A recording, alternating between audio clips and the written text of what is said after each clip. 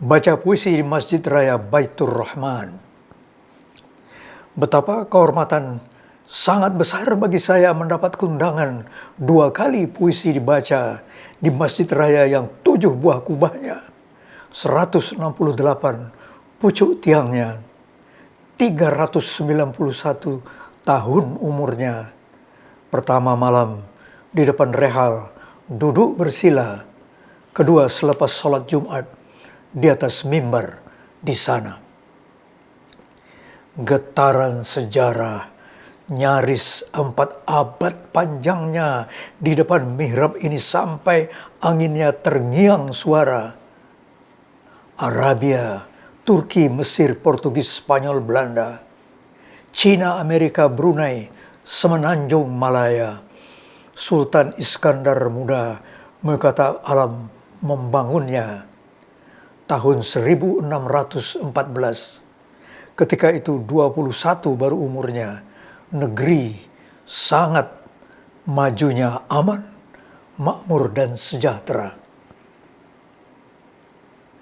Kerajaan berlandas 4 rukunnya, pedang keadilan dan kitab undang-undang tegak bersama. Kemudian ilmu pengetahuan topang menopang dengan bahasa, sawah, kebun, ikan, ternak, hutan rimba, rapi diaturnya, lada dan sutra diekspor ke 8 negara. Pandai emas, pandai kapal, pandai besi jadi basis industri, dalam negeri ekonomi, luar negeri diplomasi. Militernya lengkap dengan artileri, kavaleri dan infanteri. Angkatan perangnya penuh perempuan pemberani. Kapal-kapal perangnya lebih besar ketimbang kapal perang Eropa. Begitu tulis Beaulieu, orang Perancis di Aceh sebagai duta. Kapal ukuran sedangnya 120 kaki panjangnya, cantik tapi berat, lebar dan tinggi pula. Meriamnya besar. Setiap kapal muat 700 tentara. Kapal yang disimpan di pantai ditarik oleh gajah bersama. Pasukan gajah Sultan 900 ekor banyaknya. Bayangkanlah, balut perak kemilau puncak kubah masjidnya. Mimbar berlapis emas. Di bagian atasnya berbingkai suasa. Iring-iringan sultan berangkat tiap Jumat bersama. Sedekah kupang sangat pemurah pada umatnya. Namun paling meriah 10 Zulhijjah lah kabarnya. Dengan pasukan pengawal, arakan gajah dan barisan berkuda. Salat hari raya haji sangat mendalam terasa. Dengan belati emas, hewan kurban melepas nyawa. Lalu sayatan dagingnya kepada rakyat dibagi rata. Dan sultan dikerumuni umat kembali naik gajahnya. Beras kuning bergenggam-genggam menyirakinya. Baitur Rahman bukan saja sebuah masjid raya. Dia pusat ilmu, buku, ijtihad, tasawuf, mata air cendekia, benteng dan markas strategi perang melawan imperialisme berwindu berpuluh beratus tahun lamanya. Kebakaran melanda ketika ijtihad besar berbeda. Di masa Sultanah Nurul Alam Naqiyamuddin bertahta. Kebakaran kedua ketika peluru api meriam Belanda ditembakkan ke masjid dan istana Darul Dunia. Di tahun pernyataan perang 1873 berlanjut-lanjut tak habisnya sampai 1942.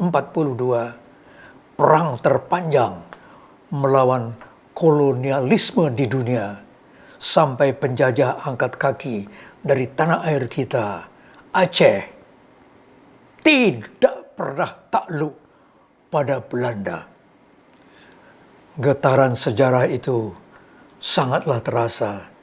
Tapi kini abad 21 betapa besar bedanya. Banda Aceh tinggal lagi sepertiga, lebih 100.000 manusia serentak kehilangan nyawa. Rabu malam sebelum 1 Muharram di Masjid Raya, Jumat siang selepas sholat jamaah bersama, saya bacakan 9 puisi saya tentang tak mampunya kita membaca tanda-tanda. Bisakah kita siap bila sewaktu-waktu kita dipanggilnya? Betapa sukarnya bagi saya menyampaikannya pada saudara-saudara saya yang jauh lebih menghayatinya. Di bahu mereka tak terbilang bobot beban derita, masing-masing kehilangan 3, 10, 20 anggota keluarga. Rumah remuk, ijazah lenyap, simpanan binasa, hari depan di mana mereka sangat tenang menyimak, terasa pada sinar mata. Seusai baris terakhir, turun mimbar, berdatanglah mereka mengerubungi, menyalami, merangkul saya.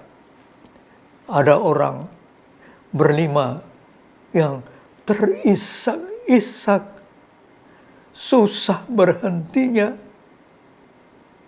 bergantian di bahu menyandarkan kepala, menangis, meneteskan air mata. Tolong Pak, tolong carikan anak saya. Tahun 2005.